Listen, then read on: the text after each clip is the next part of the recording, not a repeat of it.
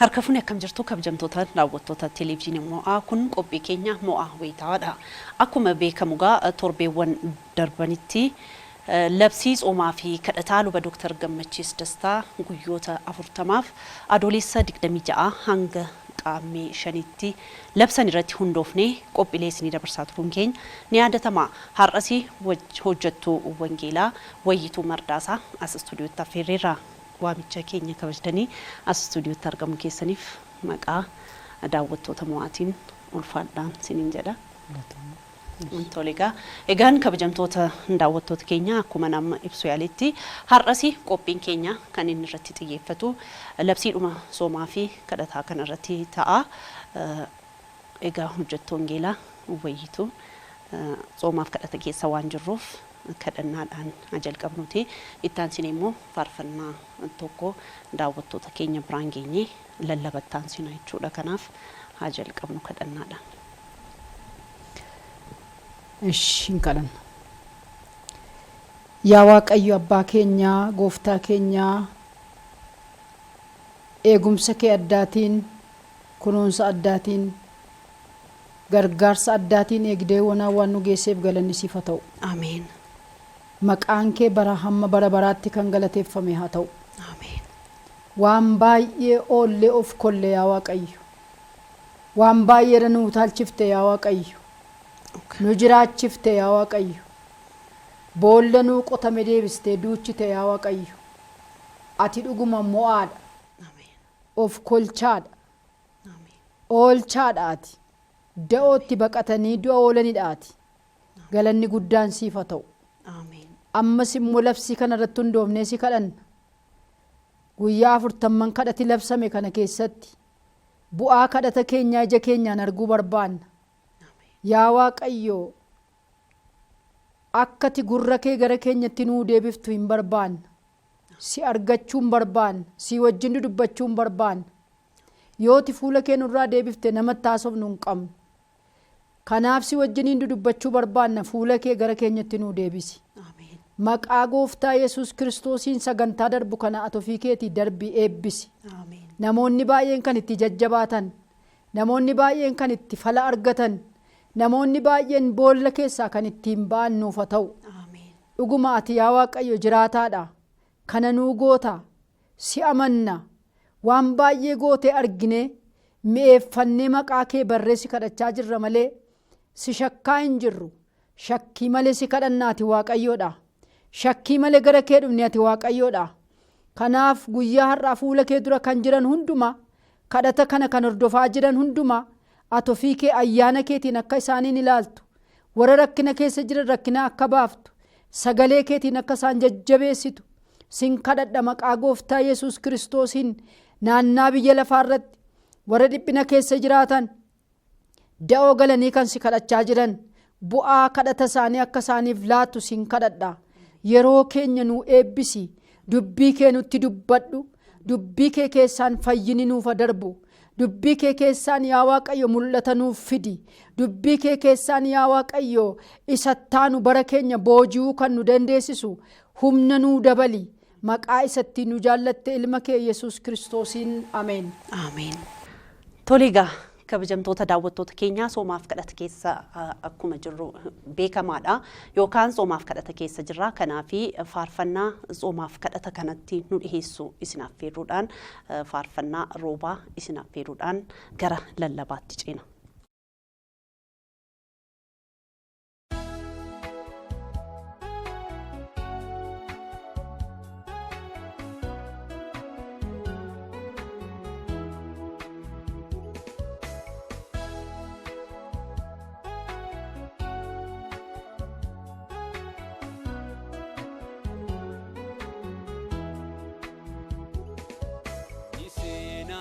Daru iyo jira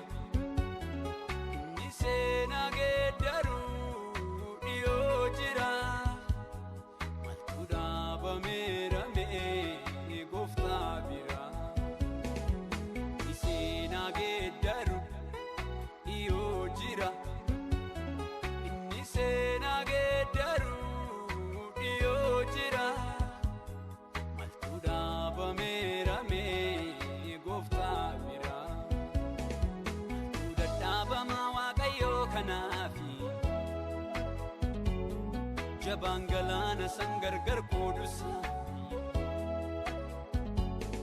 bangari nuuf qaba minna waa'ee kenna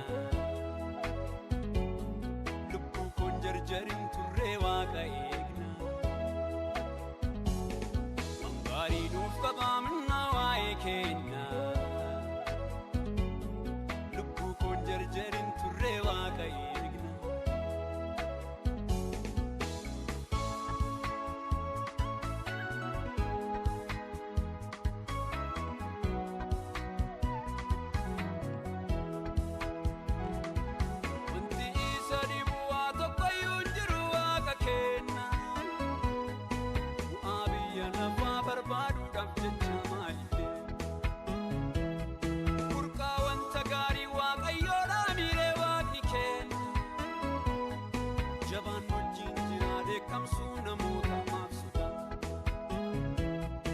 Jaban wajjin jiraade kamsu namoota maaf sodaanna Jaban wajjin jira ariisa namoota maaf sodaanna Jaban wajjin jira ariisa namoota maaf sodaanna Jaban wajjin jiraade kamsu namoota maaf sodaanna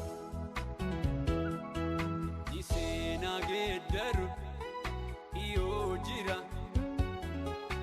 Sena geeddaru dhiyoo jira maltu dhaabameerame gooftaa bira Sena geeddaru dhiyoo jira inni sena geeddaru dhiyoo jira maltu dhaabameerame gooftaa bira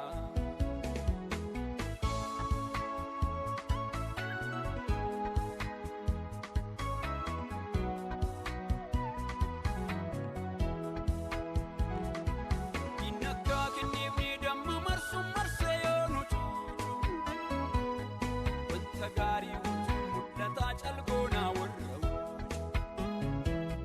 Tejjabbii guddaadhaan afaanaa qabatan mormitoonni Waaqa walii gallee gaariidha itti fufnaa hariiroo Waaqa walii gallee gaariidha itti fufnaa hariiroon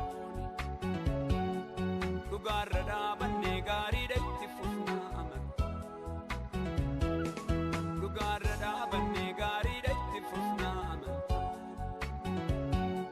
Waaqa walii gallee gaariidha itti fufnaa hariiroo Ni seenaa geeddaru iyoo jira Ni seenaa geeddaru dhiyoo jira maltu dhaabameerame gooftaa bira Ni seenaa geeddaru iyoo jira inni seenaa geeddaru dhiyoo jira maltu dhaabameerame gooftaa bira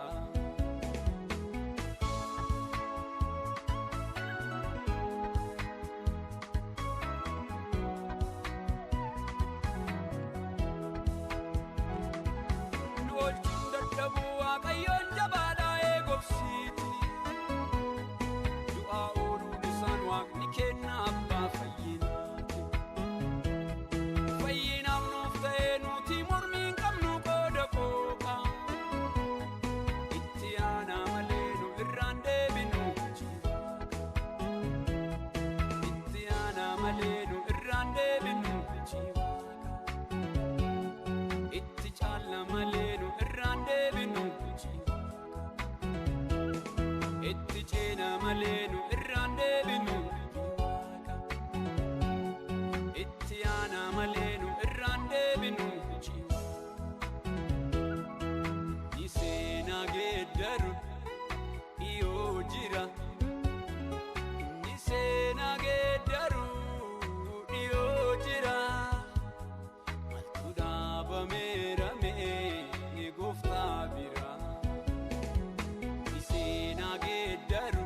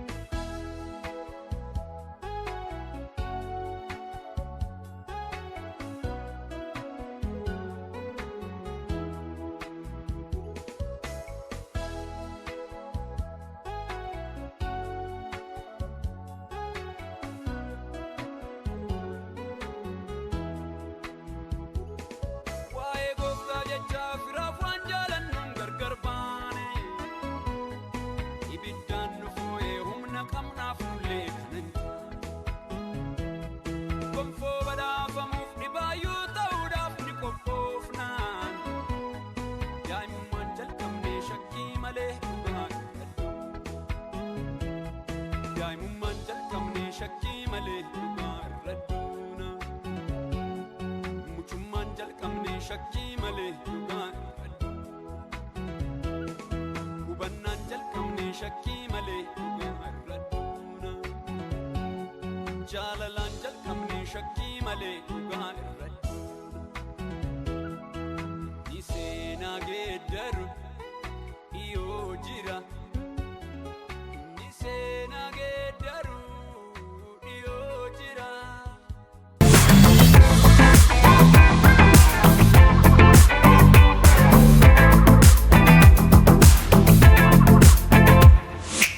Kabajamtoota daawwattoota keenyaa faarfannaa roobaa daawwannee walitti deebineerra amma immoo hojjettuu wangeelaa Wayituun lallaba nu dhiheessiti nu waliin tura.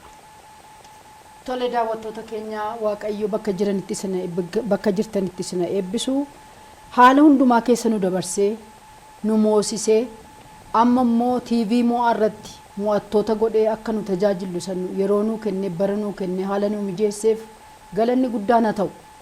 Ammas fuula Waaqayyo duratti soomaaf kadhati labsamuunsaa maaliif akka ta'e hiiki soomaa maa inni kadhatis maalinni isa jedhu bu'aan kadhataa kunis maalii isa jedhu walii wajjiniin sagalee Waaqayyo irratti hundaa'uudhaan in ilaalla. Bara duriitti sabni Israa'el inuma soomu yeroo sooman kan ammoo fala argachuudhaaf soomu. Tokkoffaa sabni Israa'el isaanii sooman in argina macaafa qulqulluu keessaa. Tokkoffaa moototaa boqonnaa 21-27 irrattis argachuu dandeenya. Namni Waaqayyo Ahaab kan jedhu akkamitti akka inni soomaa ture booddee bal'inaan ilaaluu dandeenya. Inni lammaffaan immoo gaggeessitoonni waldaa kiristaanaa hin soomuu hin kadhatu turan. Hojii ergamootaa boqonnaa 13:2 irratti soomanii kadhatanii warra hojii Waaqayyootiif adda ba'an warra bara kana keessa ergamtoota yookaan immoo mishiinarii warra jedhaman kana soomanii kadhatanii adda baasu turan. Jaarsolii waldaa filuufis soomaaf kadhatatu barbaachisa ture. Kanaaf hojii ergamootaa 14:23 irrattis hin argina. Akka isaan kadhatanii soomanii kadhatanii warra Waaqayyo hojiidhaaf adda isaan baase akka isaan qopheessaa turan in ilaalla. Kadhachuu yeroo jalqabnu yookaan immoo soomaaf kadhata yeroo jalqabnu kan dursuu qabu qalbii jijjiirrachuudha.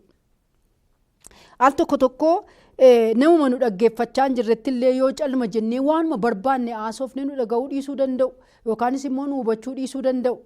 Maaliif yoo jettanii sammuu nuu kennuu isaanii, nu hordofuu isaanii, nu caqasuu isaanii, sirriitti nu dhaggeeffachuu isaanii adda baafachuutu nurra jira sadarkaa namaatti illee jechuudha. Kanaaf fuula Waaqayyoo duratti yeroo dhiyaannu inni jalqabaa maalii amma fuula isaa yookaanis immoo argamuu Waaqayyoo amma seensi goonutti amma nutti dhaga'amutti qalbii keenya jijjiirrachuutu nurra jira. Kadhachuu jechuun Waaqayyoon barbaaddachuudha. Waaqayyoo wajjiniin immoo dudubbachuudha. Yommuu kadhannu qalbii jijjiirrannaa jenneerra. Qalbii yeroo jijjiirrannu kun akkaataa itti Waaqayyoo gara keenyatti deebi'ee nu dhaggeeffataa jiru. Nutti dhaga'ama afurri Waaqayyoo dhugaa nuu ba'a. Kanaaf iyyuu yeroo kadhannu isa jalqaba tarkaanfii jalqabaa maal gochuu nurra jira qalbii keenya jijjiirranna. Maaliif qalbii jijjiirranna yoo jedhame wanti hundumtinuu cubbuudhaan yeroo baanu yeroo gallu akkana jedhamiti Isaayyaas namoota gidduun jiraadha namoota cubbuu hojjetan gidduun jiraadha wanta ta'eef. Ani xuraadha yeroo jedhetti Waaqayyoon siinsi qulleesseera jedheen maaliif qalbii jijjiirrannaadha kun. Ani si yakkeera jedha yoo nu hin beennu amma hin baana hin gallaa hin yakkina Waaqayyoon hin dubbannaa hin yakkina garaatti hin yaannaa hin yakkina. Kanaaf iyyuu fuula Waaqayyoo duratti yeroo dhiyaanu isa jalqabaa qalbii jijjiirrachuun murteessaa ta'a. Hojiin keenya ni jalqabaa kadhata keessatti qalbii jijjiirrachuudha. Jaarsolii waldaa yeroo filanii akkuma sila dubbadhe soomanii kadhatan gaggeessitoonni waldaa hin sooman hin kadhatan maaliif warri ka'anii hojii Waaqayyoo hojjetan kun Waaqayyo isaan kaa'uu isaanii adda baasaniiti kan isaanitti ba'aa turan.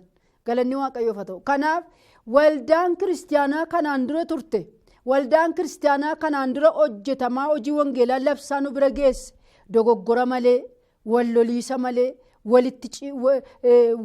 wal jibbuu malee walirratti kaka'uu malee adeemaa turan. Maaliif jaarsolii waldaa yookaan immoo geggeessitoota waldaatu jaarsolii waldaa eenyuun akka ta'an soomanii kadhatanii filu turan. Kun macaafa qulqulluurra jira. Gooftaan Yesuus Kiristoosis waa'ee kadhataa bu'aa kadhataas nu agarsiiseera. Galanni isaaf haa ta'u. Gooftaan Yesuus yeroo Maatiyos boqonnaa 6:16 irratti akkamittiin akka kadhattan isin akkasitti kadhadhaa. Yeroo soomtanii akkas godhaa jedhee dubbate. Isa duwwaa miti. Isaayyaas 58 irrattis yeroo ilaallu boqonnaa tokko lakkoofsa tokko kaafnee yeroo dubbifachaa deemnu soomni ani barbaadu isa kanadha jedha. Soomni ani barbaadu isa kanadha. Soomni ani hin barbaanne immoo isa kanadha jedheetu yoosin akka ani barbaadu sanatti soomtan.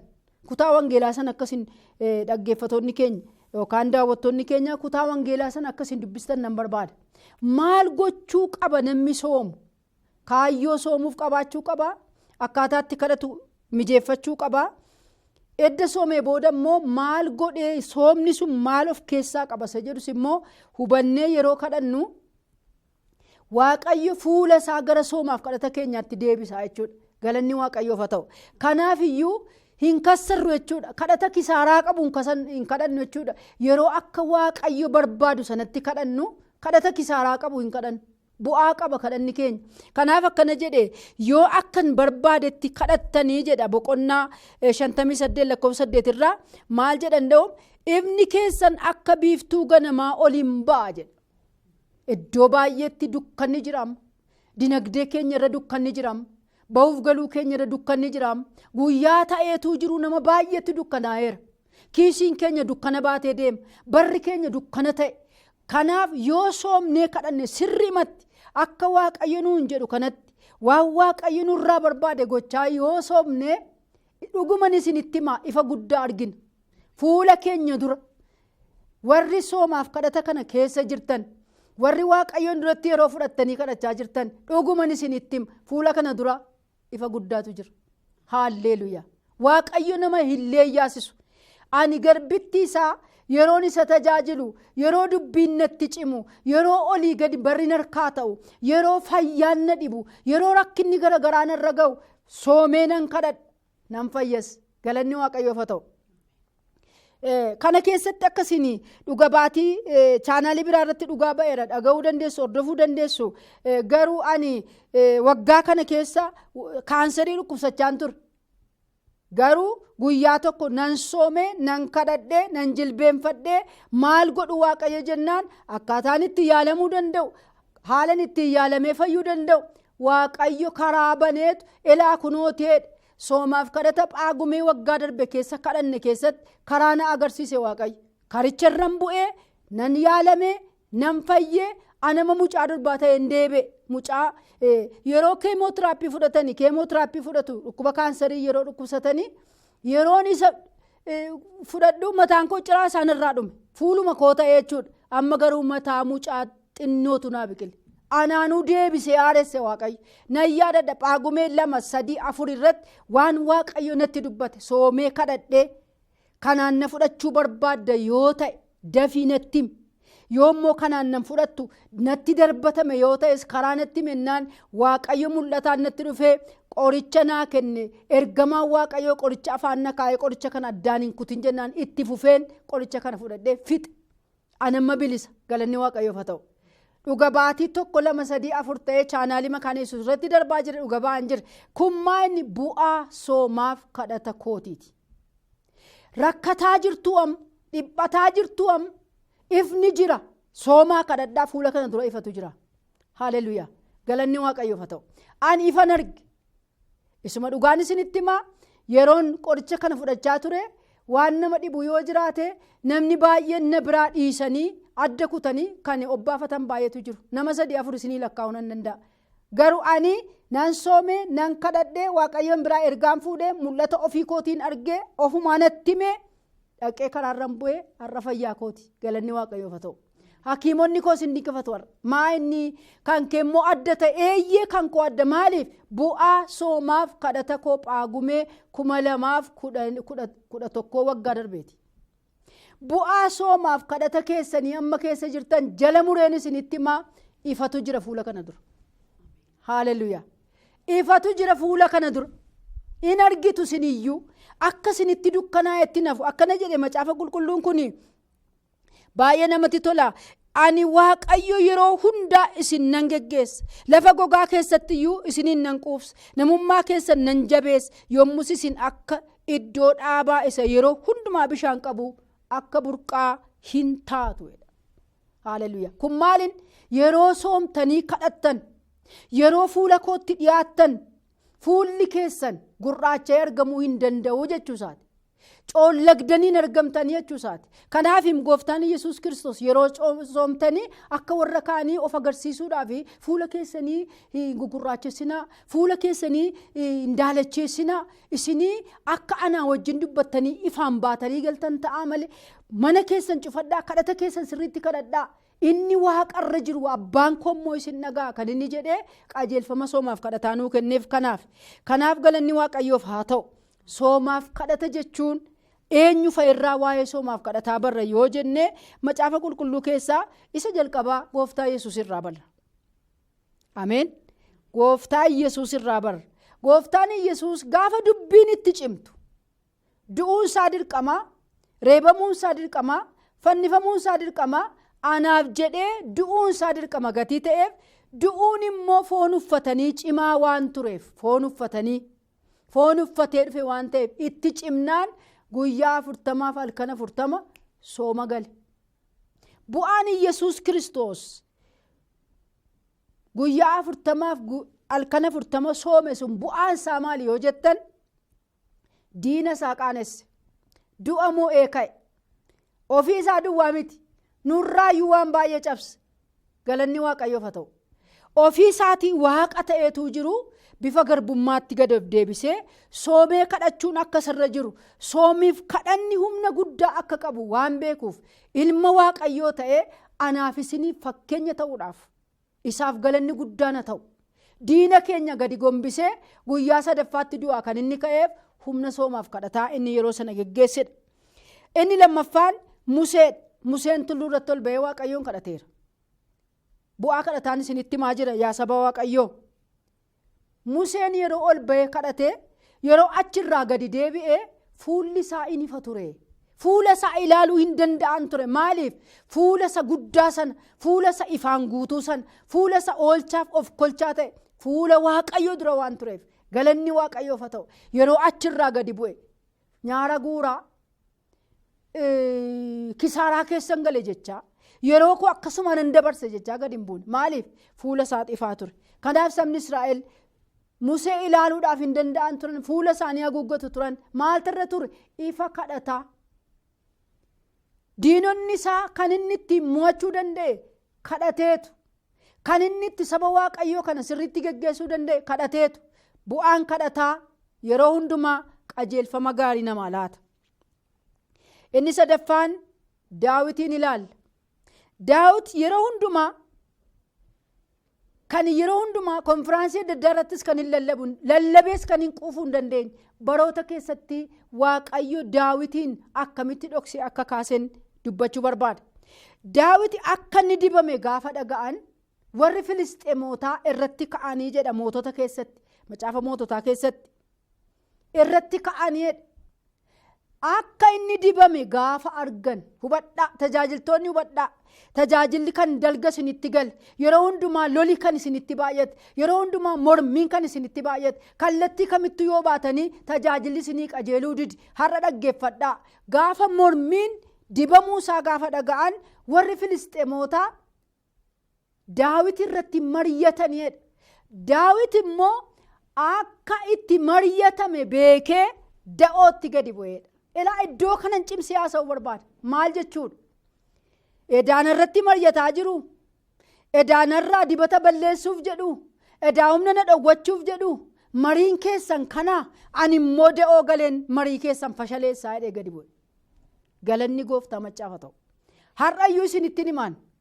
Gaafa dubbiin isinitti cimu. Gaafa qormaan nutti cimu. Jilbeenfachuun, gadi bu'uun, balbala cufachuun isa hundumaa danda'u wajjin haasa'uun moo'icha guddaadha. Ameen. galanni waaqayyoof haa ta'u. Kanaaf Daawit akkana jedhe achi gadi bu'ee yaa waaqayyoo jedhe mee ka'ee gadi itti ba'uu Filisxeemotatti jedhee gaafate. Ameen. Al tokko tokko qajeelfama waaqayyoon gaafachuu loliisumaaf Daawit akka dibame beeka. Daawit isuma jalqabaa kaasee sagalee waaqayyoo dhagaa akka guddate beeka. Oolaa duuka gaafa deemu sinuma kadhata. Tiksee oolaa yeroo ta'u sinuma kadhata. Kanaaf barbaachisummaan isaa goda oolaati.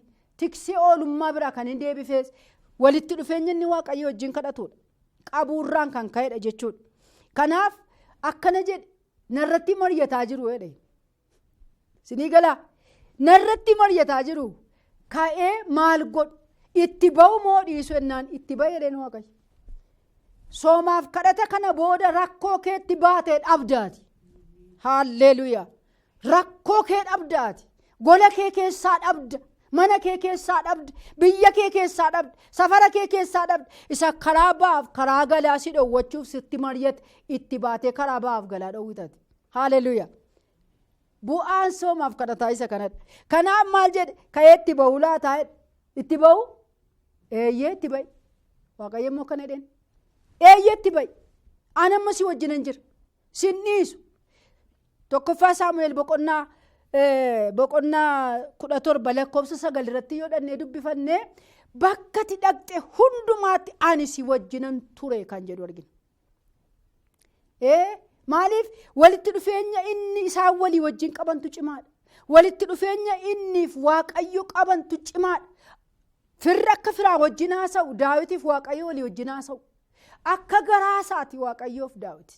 Akka garaa waaqayyoo kan ta'e Daawitidha. Macaafni qulqulluun dhugaa baaf. Kanaafuu maal jedhe yaa waaqayyo gadi itti ba'u itti ba'eedha. Garuu akka gootu jedhe fillafiitiitti hin naqin. Al tokko tokko rakkoo keessanitti fillafiitiin naqinaa. Qajeelfama gaafadhaa. Jilbeenfadhaa kadhadhaa. Qajeelfama yeroo isin gaafattan waaqayyo mola asiin ba'eedha.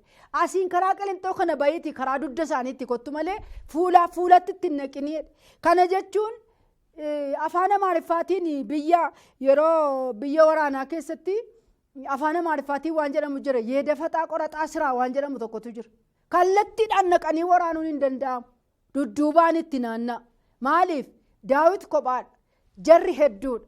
Kanaafuu maal jedhe waaqayyo karaa dugda isaaniitti dhannaan hirraan gadee diriirsi taa'edha. Waaqayyo akkaataatti nuyi lollee mo'annullee nu barsiisaa jechuudha. Hin naqetti dhufe. Gaafa Daawit karaa booddeetti dhufu akka bishaan manii cabsee yaa'u. Diinonni koo cabsanii yaa'anii haalleluuyaa. Hin ba'e kaa du'aa keessaa ol ba'e kaa humna fudhatee hin kadhatee humna fudhatee hin hidhatee hin ba'e. Titquun asaan miroo miti warri kaan hidhannaa isaatu irraa bareeda. Qabiinsa humna waaqayyoo inni qabee jirutu irraa bareeda. Itti ba'ee akkana jedhe. Isinumaa diinni koo jedhe ani immoo isin itti ba'eera. Humna horadhee isin itti ba'eera. Humna horadheera an. Na dhiisuu hin dandeessan natti dhufuu hin dandeessan jennaan akka mina bishaan manii cabsee yaa'u sabni Filisxeemotaa hundi isaanii cabsanii yaa'an. Kanaaf iddoo sana dhaabatee akkana maqaa baase iddoo sanaaf. Ameen. Rakkoo keessa dhaabattee rakkoo keetiif har'a moo'icha maqaa moo'ichaa maqaa baasuu hin keenaaf. Kadhadhati. Bakka jirtutti kadhadhu. Nama wajjinis kadhadhu. Kophaa kees kadhadhu. Mana kee cufadhu. Da'oo kee qabadhu. Bakka moo'ichaa dhaabattee iddoo moo'icha argatte sanaaf maqaa baasuun keenaaf. Daawit akkana jedhe. Maali maqaan iddoo kanaaf baasa malee jedhe Ba'aal Pheraazim jedheen baasa malee jedhe. Haalleluuyaa. Ba'aal Pheraazim jechuun maal maqaa guddaa waaqayyo maqaan isaa caccabsaadha jechuudha. Maaliif caccabsanii biraa sokkan. Isaaf galanni guddaan haa ta'u. Caccabsanii biraa sokkan karaa ba'aa isaaniin dhoowwu. Daawititti tuusaan mari'atanii inni gadi bu'ee waaqayyo wajjin mari'ate da'oodhaa ba'ee isaaniin karaa ba'aa dhoowwe jechuudha. Bu'aan kadhataa isa kanadha. Kanaaf gadi qabamuudhaaf miidhamuudhaaf maqaa waaqayyoo isa caccabsaa kana warra nuun gadi qabanii nu miidhuuf qophaa'an isa caccabsaa ta'e maqaa waaqayyoo kana fudhanne itti ba'an yeroo soomnee kadhan.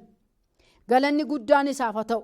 Kanaaf iyyuu Daawit kana duwwaa miti yeroo kadhatu.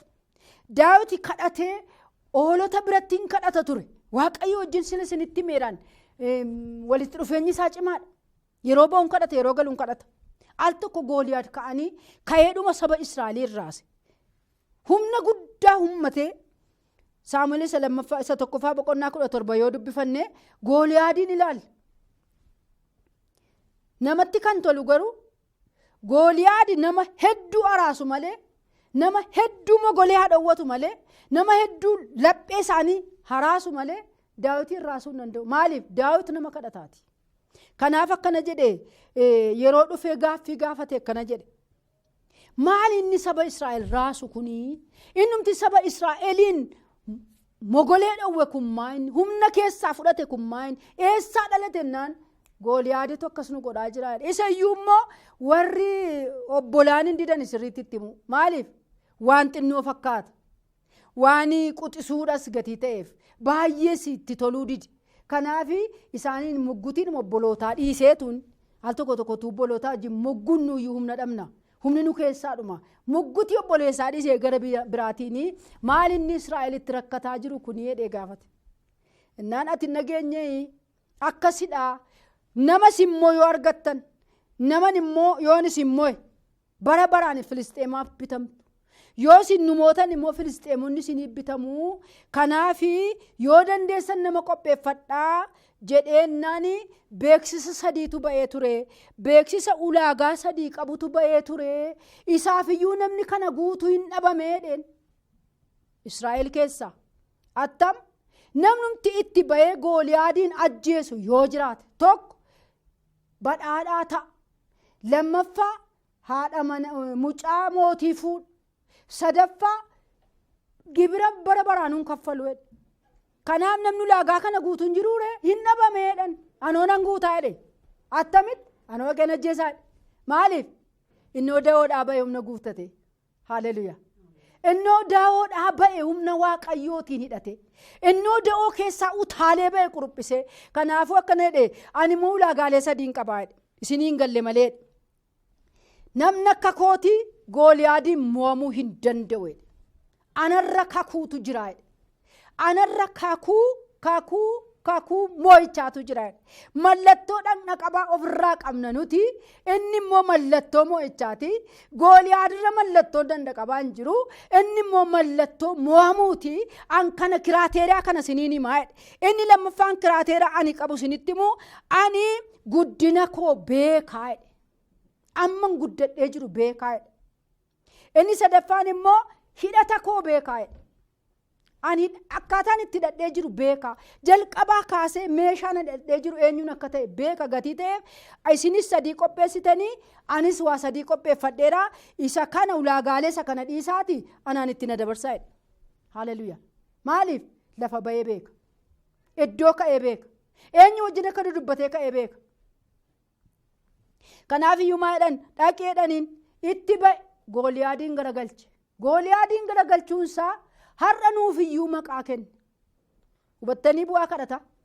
Hubattanii bu'aa waaqayyoo wajjin dubbachuu. Hubattanii bu'aa waaqayyoon biraa dudubbatanii humna argachuu. Silaa har'a akkoo eenyutu akka nu bitu baraame.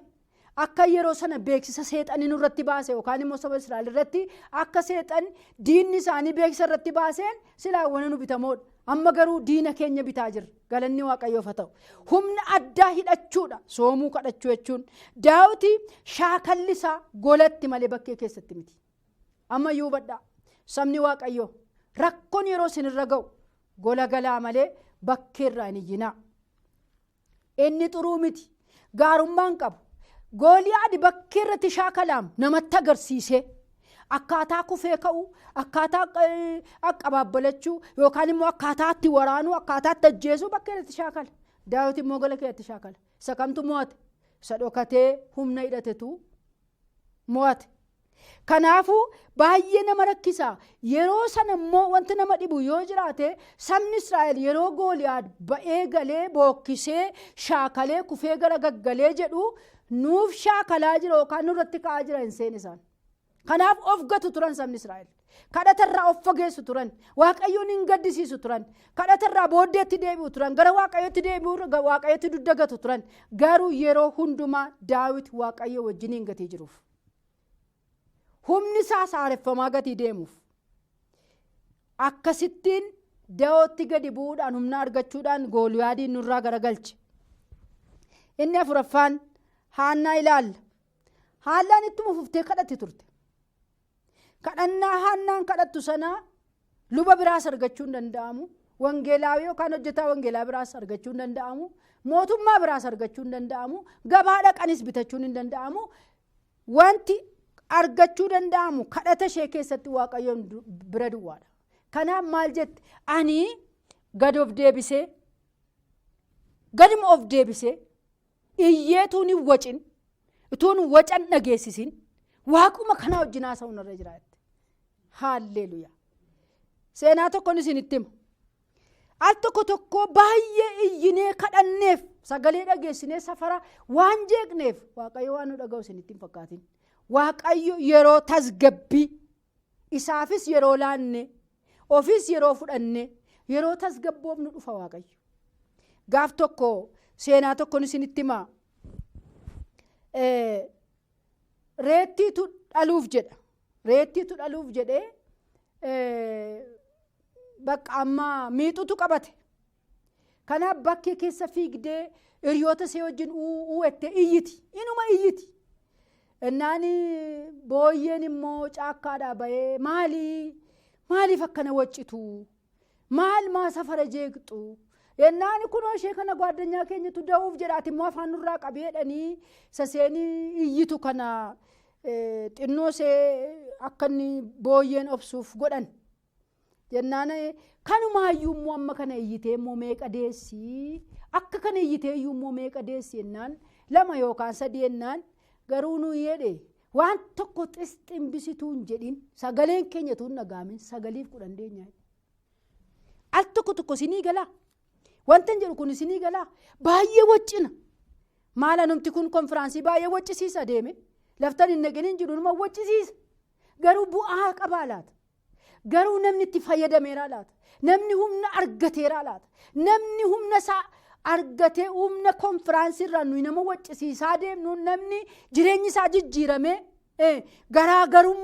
garaagarummaa agarsiisaa. Humna Waaqayyotti hidhanne fudhannee seexana gogombisaa xibaartota lafarraa kaasaa qaalluu lafarraa kaasaa wanta nutti koratame yookaan nurratti mari'atame ofirraa gogombisaa hin dabarraa laata. Yoom kana goona yoo jettan humna kana yoo margina jettan yeroo gololinnudha. Haannaan gololittee namni nyaataa hin dhugaa.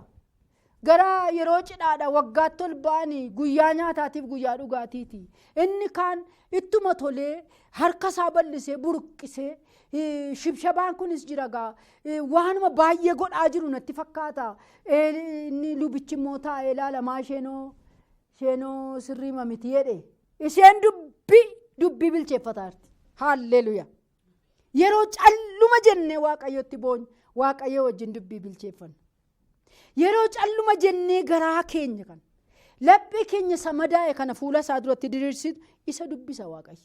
Galanni Waaqayyoof haa ta'u. Kanaaf dubartiin kun akkana jettee deebifte. Ani dubartii garaan ishee madaa'edha. Waan garaa koo na madeesse dhoksaa kananiyyuu itti himachaa jira malee hin machoomne. Wanti garaa sin macheesse jira firoottan koo. Warri nu daawwattan warri nu wajjin kadhataa jirtan sagalee kana dhageessan wanti sin rakkise jira. Calluma jedhamee isa sin rakkise kana fuula hundumaa ilaaluu danda'u. Garaa nama hundumaa arguu danda'u. Deebisuus danda'u. Mee Waaqayyoon dura taa'aasin innuun dubbisa. Sana booda akkana jette. Sababii gadi qabamuu kootiifan sababii tuffatamuu kootiifan aariin natti baay'annaan waanan godhus wallaalee lafan naqee fala kana argadhus waanan dhabeef. Lafan fala kana argadhu hin dhabe. Abbaan manaallee akka jajjabeessuu iyyuu godhe. Abbaan manaa abbaa manaati malee mucaa ta'a hin ta'u. Abbaan manaa abbaadhuma manaati. Kunis ishee jajjabeessuu hin danda'u. Al tokko jechi nu jajjabeessu illee yeroo dhabamu. Dubbii nu jajjabeessu yeroo dhabamu. Waaqayyoon bira dubbii nu jajjabeessu jira. Kadhadhaa malee, hin kadhanna malee, hin jilbeenfanna malee dhuguman isinitti hima. Isheen achi edda baatee booda akkasittiin gaafa inni waa'ee laphee ishee taasoftee gaafa isheen deemtu lubicha akkana jedhe Waaqayyo waanumatti kadhatte siif kennu. Ameen jettee deemte. Fuulliniif. Haalleluuyaa. Gaafuma sana guyyaa gaafa boossee gadditee gadi jettee Waaqayyotti boossee nyaata sana dhiiftee nyaata namni nyaatee quufee quruphisuuf xaraphisu sana dhiiftee gaafa seen nyaara see gadi qabattee dhokfattee ciniinfattee ciniinnattee kadhatte sana Waaqayyo garaasee keessatti isa mucaa godhachuu dide seelii uumuu jalqabe jechuudha. Haalleluuyaa. Micireen mucaa godhatu gaafa sana dhalate jechuudha. Micireen mucaa ta'ee bahuu danda'u gaafa sana dhalate jechuudha. Maaliif? Fixxeetti seeni Waaqayyo wajjin. Sana booda achii baate. Kanaan booda fuulli see gurraacha'ee hin argamneedha. Saamu'eel isa tokkoffaa boqonnaa tokko kaastanii yoo dubbistan seenaa dubartii kanaa arguu dandeenya. Kunis bu'aa kadhataati. Saamu'eeliin nama jedhamu. Nama raajota hundumaa keessaa jechi afaansaa xap jedhee lafa bu'uu hin dandeenye raajii guddaa gara mana Waaqayyootti gara saba Israa'elitti kan fidde kadhataan gadi deebitee kadhachuu seerraan kan ka'edha. Akkuma kanas immoo nama shanaffaa Ahaabiin ilaalla. Mootota isa duraa boqonnaa 21 20-27 yoo dubbifne Ahaabi mootii ta'eetu jiru al tokko Waaqayyoon gaddisiise. Waaqayyoon gaddisiiseetu ofii isaatis Waaqayyoon dhiisee sabni Israa'elis Waaqayyoon akka dhiisu godhee Waaqayyoon gaddisiiseennaan Waaqayyo ergamaa Eeliyaasiin itti erge. Ati na gaddisiifte waan na gaddisiifteef amma garuu namoota naannoo kee jiran hundumaa nan ajjeesaa jedheen. Tokko warri naannoo kee jiran mandara kee keessa jiranii hindu'u isaaniin sareetu nyaataa jedhe. Inni lammaffaan immoo waan na gaddisiisteef na tuttuqxee waan na aarsiteef akkasuma jedha. Na tuttuqxee waan na aarsiteef boqonnaa 25 jaarraa argattu lakkoofsa 25 irraa. Waan tuttuqxee na aarsiteef jedhe Waaqayyo.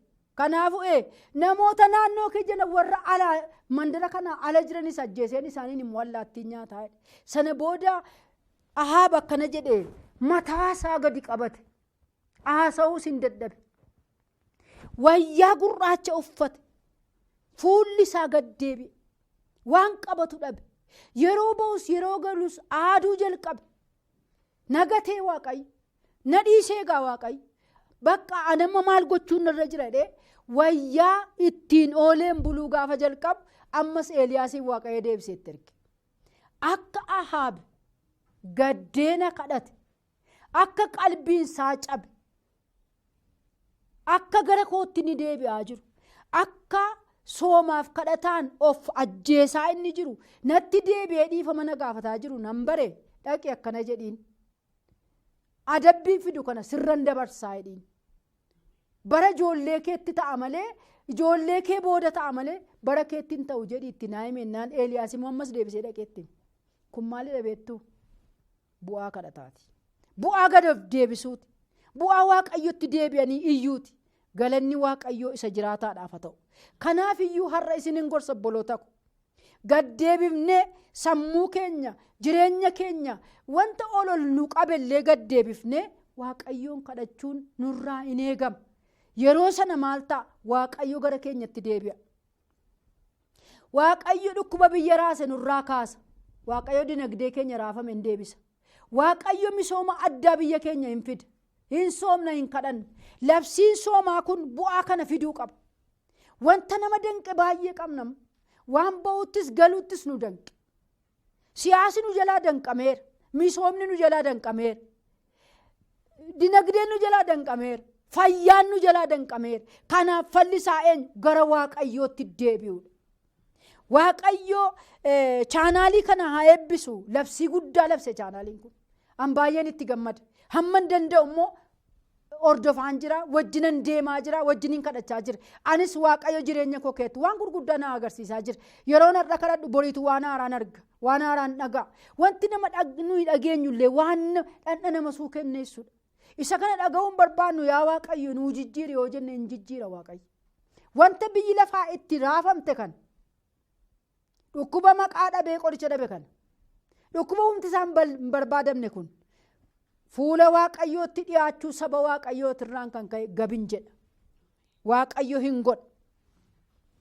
Haa soomnu, haa kadhannu, kadhata keenyaan immoo bu'aa addaa arginu. Waaqayyoonni Daawitiin gargaare, Waaqayyoonni Haannaa gargaare, Waaqayyoonni Ahaabiin gargaare, Waaqayyoonni Musee gargaare, Waaqayyoonni ilma isaa Yesuus Kiristoosiin gargaare. Nuuna gargaaruu eebbifamaa. Waaqayyo isin eebbisu. Ameen.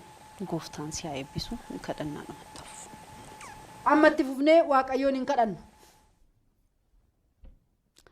Galanni guddaan, ulfinni guddaan siif haa ta'u. Sagalee kee nutti dubbatteetta. Ati Waaqayyo isa guddaadha. Sagaleen kee laphee keenya akka ni jajjabeessu hin beekne. Eeyyeen yaa Waaqayyo, sabni Israa'el dubbiin gaafa garatti galu, dubbiin garatti galee garatti deebi'een gaafa wallaalan si kadhatu. Mootonni si kadhatu. Museen si kadhate. Daawit si kadhate. Ahaab si kadhate. Jara kanaaf bu'aa gaggaarii kenniteettaaf. Haannaan si kadhatte yaa Waaqayyo. Bu'aa gaarii kenniteettaaf. Bu'aa kadhata see gammaddee argatteetti. Har'as si kadhanna. Dubbii baay'eetu dalga nutti gale. Garatti adeemnu wallaal.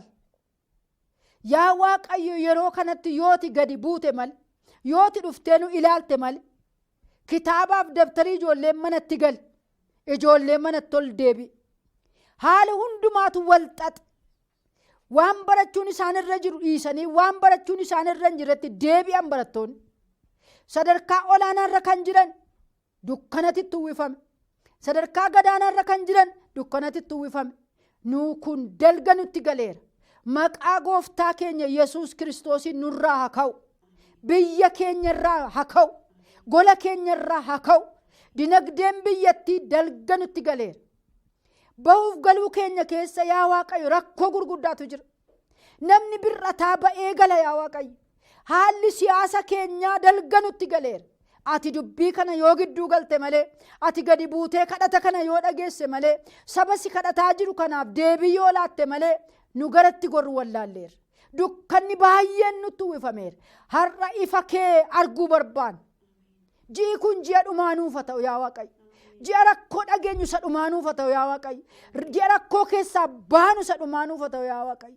Akka lakkoofsa keenyaatti ji'i kun ji'a dhumaati. Ammas rakkoon nu qabnu isa dhumaanuuf haa ta'u yaa Waaqayyo. Hadarbu nurra maqaa gooftaa Yesuusiin. Hadarbu gola namaarra maqaa gooftaa Yesuusiin. Hadarbu gola qulqullootaarra maqaa gooftaa Yesuusiin. Hadarbu dhalootarra maqaa gooftaa Yesuusiin. Inni har'aan nu geesse yaa Waaqayyo. Inni sagalee kee dubbadhu naan jette yaa Waaqayyo. Har'a sagalee keetiin gola namaa lixi'ati. Waajjira lixi'ati yaa Waaqayyo. Deebii laadhu waajjira dalgatti galetti. Nama ba'uuf galuunsaa dalgatti galetti yaa Waaqayyo deebii laadhati. Si kadhannaa bu'aa kadhataa nun dhowwatin. Yaa Waaqayyo sin kadhadhaa. Hojjetoota mo'aa kanarra hojjetan, TV kanarra hojjetaniifan si kadhadhaa. Ba'uun isaanii galuun isaanii hafuura keetiin kan geggeeffame haa ta'u.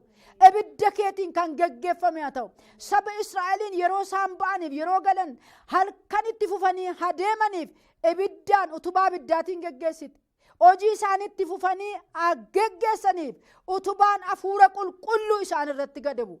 Hafuurri qulqulluun isaanii na geggeessu. Ati ibidda keetiin isaan geggeessi. Kan isaan irratti mari'atu. Kan ba'ee galee isaan irratti mari'atu. Karaa kamiin lafatti hambifna. Karaa kamiin booddeetti hambifna kan jedhu. Sagaleen kee naannoo biyya lafaatti akka hin dhaga'amneef. Korata kan koratu. Mormii kan mormu. Har'a nan rukuta. Sagalee Waaqayyootiin nan rukuta. Sagalee soomaaf kadhatamaa jiru nan rukuta. Warra soomee kadhataa jiru bakka bu'een rukuta. Maqaa Yesuusiin. Dhaaba kanarraa kan rukutame haa ta'u. Mo'atii birraa kan rukutame haa ta'u.